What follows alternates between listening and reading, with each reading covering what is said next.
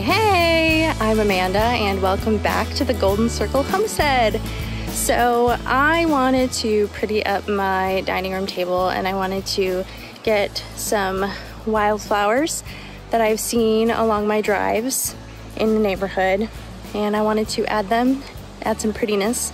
But I also kind of want to learn about Tennessee wildflowers and what we have down here. So I figured I would take you along with me so we could learn together and see what we've got and what we're going to be adding to the bouquet arrangement.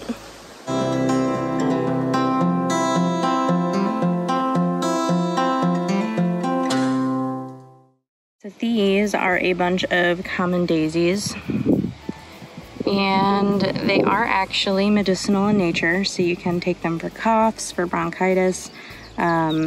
You can take them as a diuretic, you can take them for a bunch of things.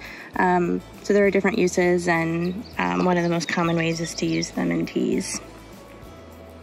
So we're gonna take and cut some for the bouquet because aside from all of that coolness, they're just pretty.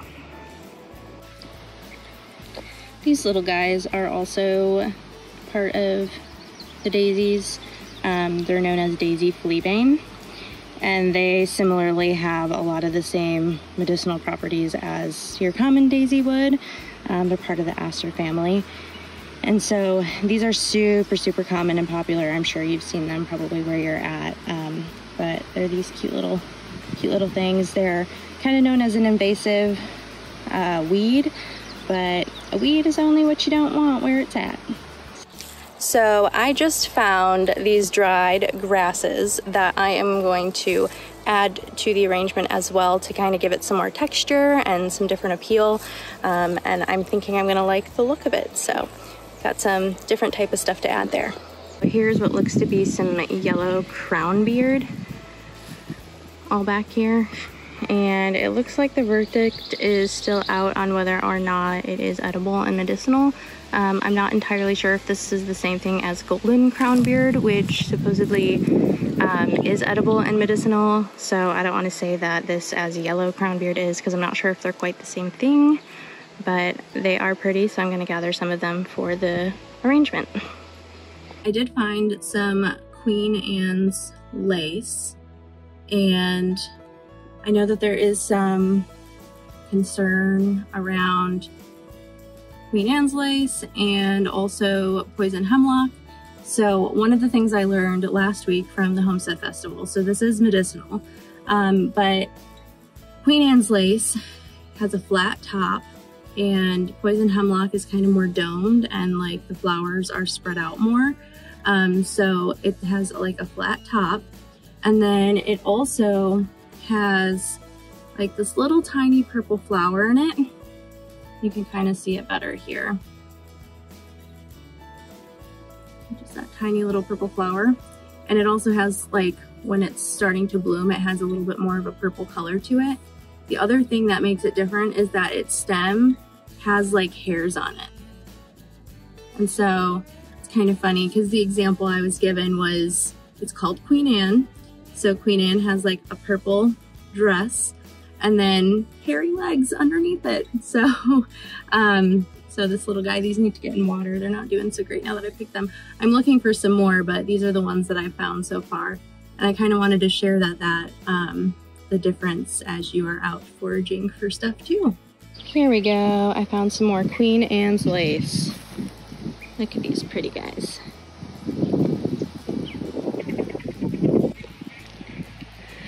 I'm not gonna grab these guys because they don't have long stems, but it looks like there's some type of pink rose hanging out in there. And I just wanted to show you how pretty they were.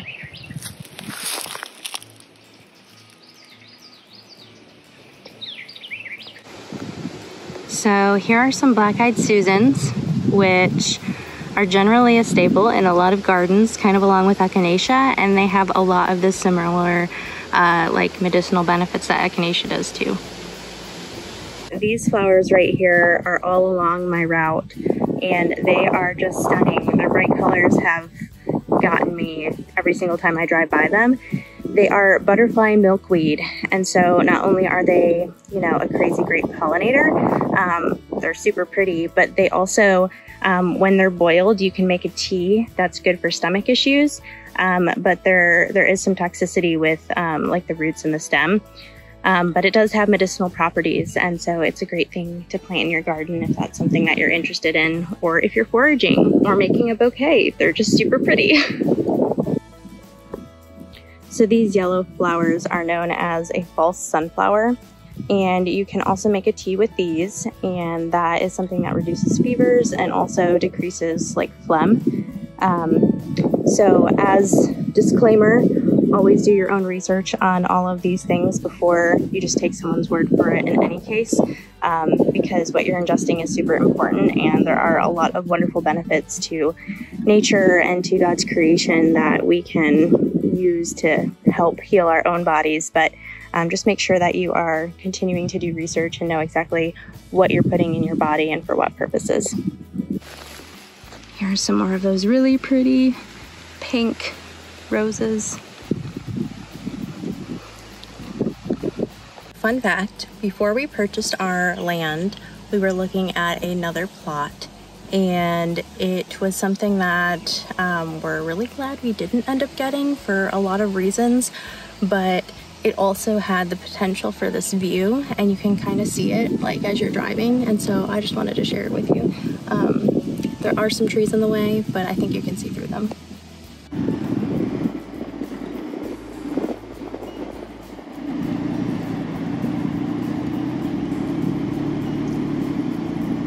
So I just noticed these guys. These are actually on our land, and I was like, I haven't seen those before.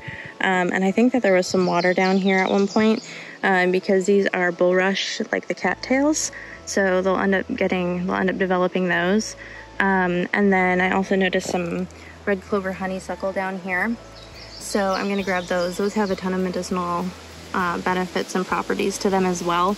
And then I'm thinking that the bulrush might just be kind of a cool contrast to the dried grass that I have for the arrangement. So I'm gonna gather some of those leaves and kind of see what that might look like.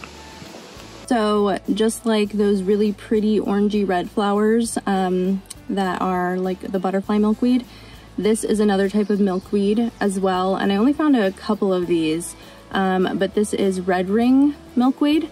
And you can kind of see how it gets that name because there's like a red ring at the base of the florets there. So another super pretty flower. Usually flowers that are in the same family, since this is another milkweed, tend to have similar medicinal properties and benefits. I haven't dived in too much on this one yet, but I am planning on doing a deeper dive for all of these. And putting more information out on my blog, so you can check that out. I'll have it linked around here in the description, so go ahead and check that out. And I am done looking for flowers now, so I have a lot that I've gathered, and we're gonna head back and put it all together in a pretty arrangement.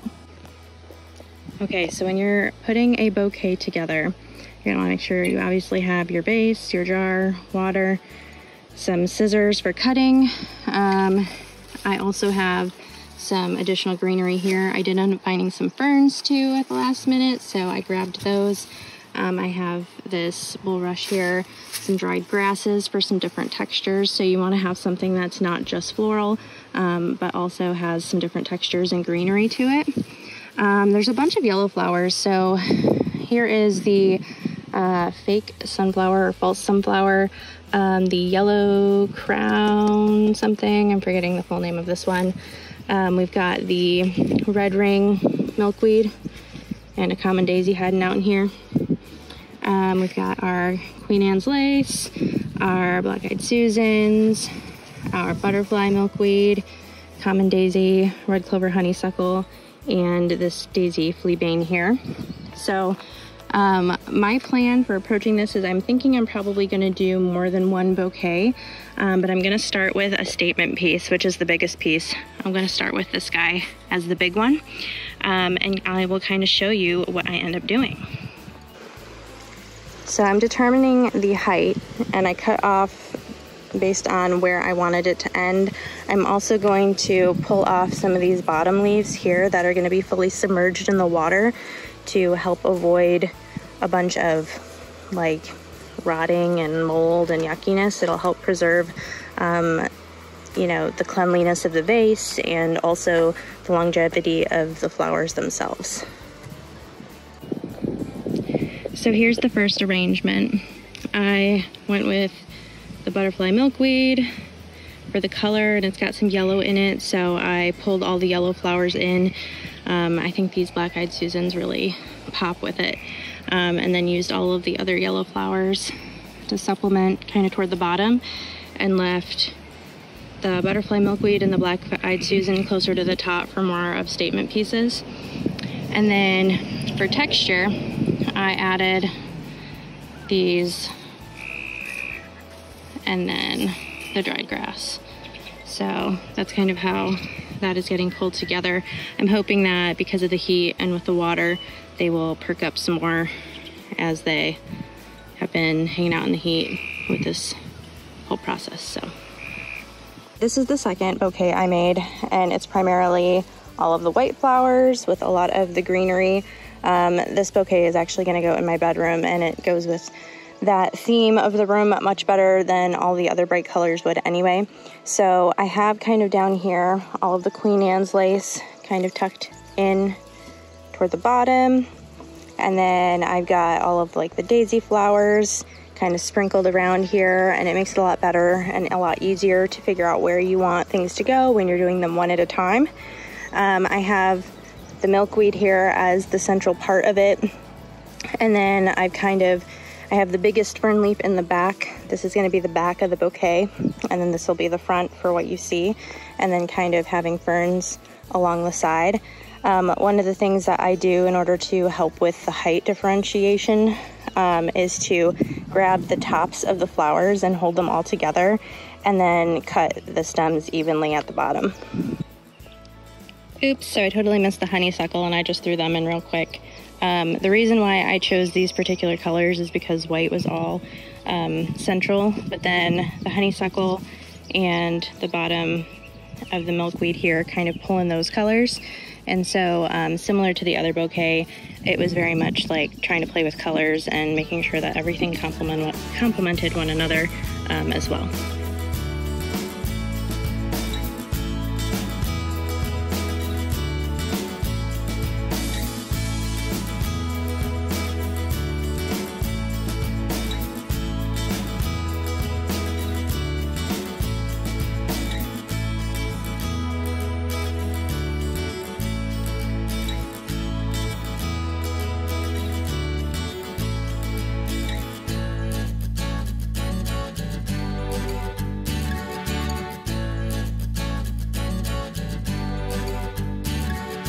We are currently in the process of putting in a larger garden, not quite market style, but we're doing something kind of temporary just so that we can move some of our plants that are growing in the beds over into a larger space. So this is kind of what we have going on so far. It's very much a V1, and we have a lot more to work with it still, but I'll kind of show you what we are working on right now, just as a very temporary and not permanent sort of garden for the end of the season here this year.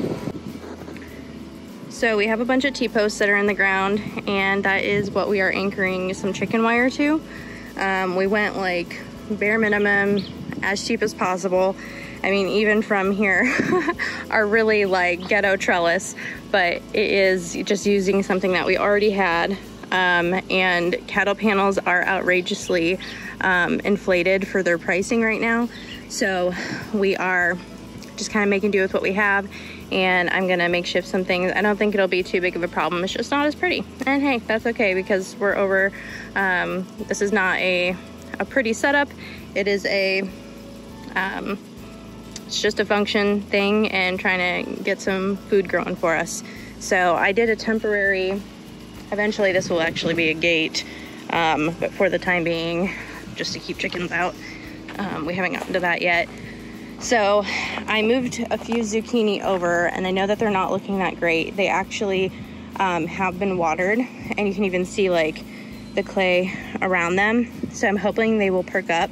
We have had quite a dry drought over the last couple weeks, where we just have not gotten a ton of rain, a little bit, but not enough to really like drench the earth.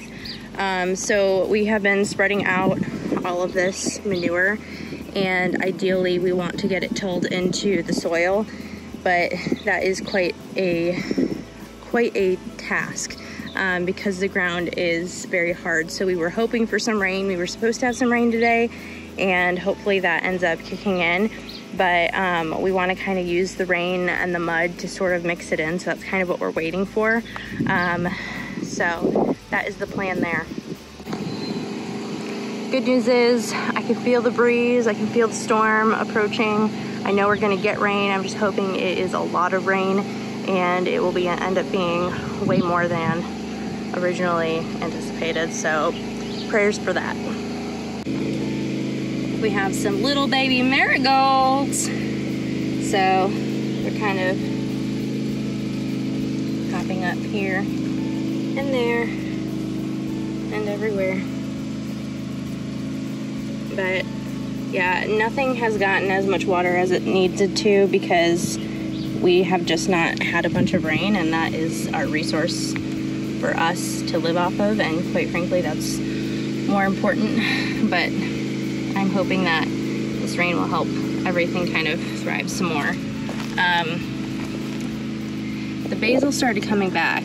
I put some water in there, and so it's doing better, but I think the dill might be gone for, so might replant or see if it'll perk up in the next couple days at all. But so the sunflowers are coming in very nicely, getting nice and tall. We've got some corn. It looks like there are only these three that are really doing well, and then those two down there are hanging in there. We're hoping to plant some more in the bigger garden. So then we've got potatoes, and our zucchini is coming in.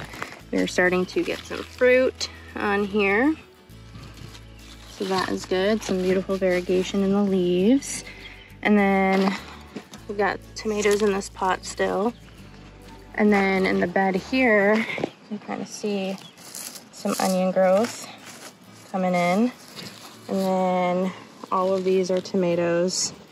And these are some big tomatoes that I'm going to transplant over to the trellis when we get that set up. These are a couple more corn. Here's another tomato poking in the corner here. All of these are zucchinis. This is where I pulled those three up that are in the big bed. I'm gonna wait to do any more until I see how the other ones do from the transplant. And then there's one little lonely cucumber. I don't know why the rest didn't sprout. And then all these weird guys are kind of everywhere, so they're weeds. But yeah. The asparagus is doing really well, especially since it's had water, but it has not had a ton, so it has had really good drainage, and I think that's just done really well for it. While I'm here, I think it is time that I get some rosemary, harvest some of that.